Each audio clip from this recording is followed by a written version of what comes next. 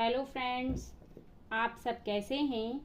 मैं ईश्वर से प्रार्थना करती हूँ कि आप सभी अच्छे होंगे और अपने जीवन में आगे बढ़ रहे होंगे।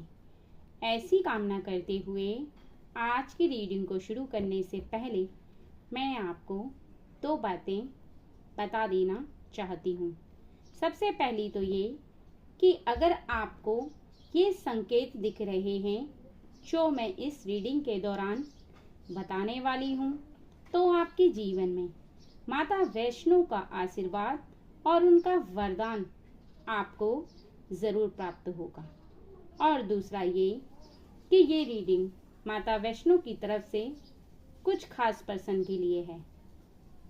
तो यदि अगर ये रीडिंग आपसे 50% मैच होती है या 20% मैच होती है या बिल्कुल भी मैच नहीं होती, तो इसके लिए परेशान ना हो, क्योंकि रीडिंग जर्नल है और जर्नल रीडिंग में रीडिंग सभी से मैच हो ये ज़रूरी नहीं। यदि माता वैष्णो की उन खास सदस्यों में आप भी हैं, तो ये जर्नल रीडिंग आपसे ज़रूर मैच होगी।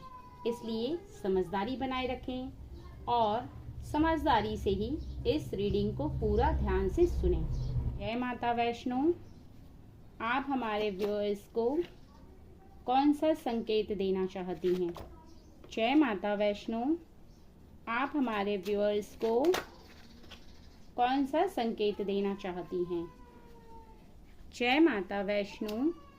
आप हमारे व्यूअर्स को क्या बताना चाहती हैं?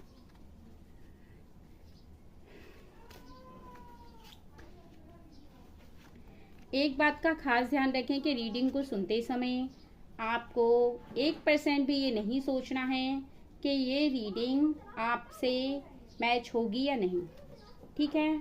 क्योंकि रीडिंग को ध्यान से सुनने के बाद आप आगे की लाइफ में देखेंगे कि आपके जीवन में जो हो रहा है वो इस रीडिंग से आगे भी चलकर मैच हो सकता है। तो सबसे पहले तो यहाँ माता वैष्णो आपको साफ साफ बता रही हैं कि आप अपने जीवन में एक माँ की तरह दूसरों से प्रेम करते हैं, अर्थात आपका मन है वो सबसे प्रेम करने वाला है और आपके मन में कुछ ऐसी लहरें उठती हैं जिन लहरों को आप रोक नहीं पाते, अर्थात दूसरे की तरफ खिंचाव, और आपके मन में कुछ ऐसी गतिविधियां होती हैं कि आप दूसरों से शीघ्र ही जुड़ते चले जाते हैं। और ये जो आपका मन है सबसे प्रेम करने वाला और सबको एक नज़र से देखने वाला, यही आपको सबसे ज़्यादा महान बना रहा है और ये माता वैष्णो को अपनी तरफ आकर्षित कर रहा है।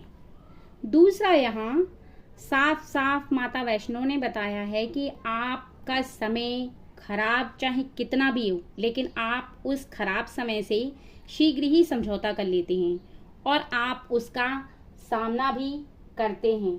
आपके मन में यह दृढ़ निश्चय होता है कि आप कितना भी परिश्रम करना पड़े, कितना भी आपके सामने आपको समस्याओं का सामना करना पड़े, लेकिन आप बिल्कुल किसी भी हालत में समझौता नहीं करेंगे अपने उस समय से जिस समय के लिए आप कार्यों को करते जा रहे हैं। अर्थात आप एक ऐसे व्यक्ति हैं जो कि चुनौतियों को स्वीकार कर लेते हैं और कठिन समय को आप बहुत अच्छे से मैनेज करते हैं।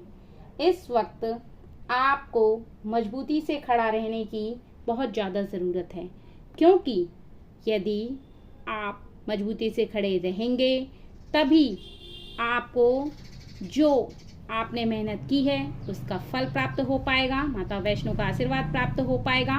और यदि आप मजबूती से खड़े रहे तभी आप बहुत आगे तक जा पाएंगे।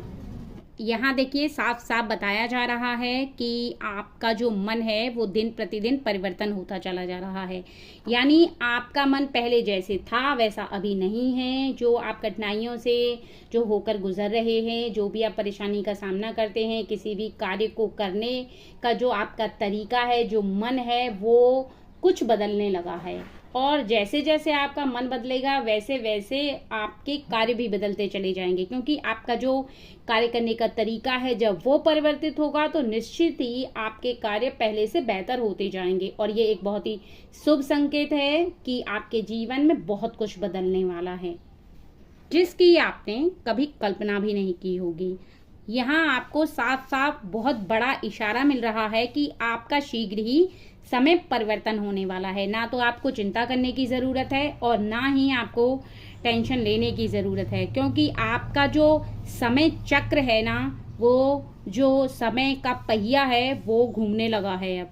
क्योंकि जब समय का पहिया घूमता है तब आपका जो पहले समय चल रहा होता है वो परिवर्तन होना प्रारंभ हो जाता है, और जो भी खराब समय होता है वो चला जाता है, अच्छा समय होता है वो आता चला जाता है। तो अभी यहाँ पर आपको साफ साफ बताया जा रहा है कि आपका जो समय है यहाँ ये एक बहुत ही शुभ संकेत है कि परिवर्तन होना प्रारंभ हो चुका है। और यहाँ पर देखिए साफ साफ बताया जा रहा है कि आपको कभी कभी बहुत ज्यादा अकेलापन महसूस होता है और आपको कुछ भय भी लगता है।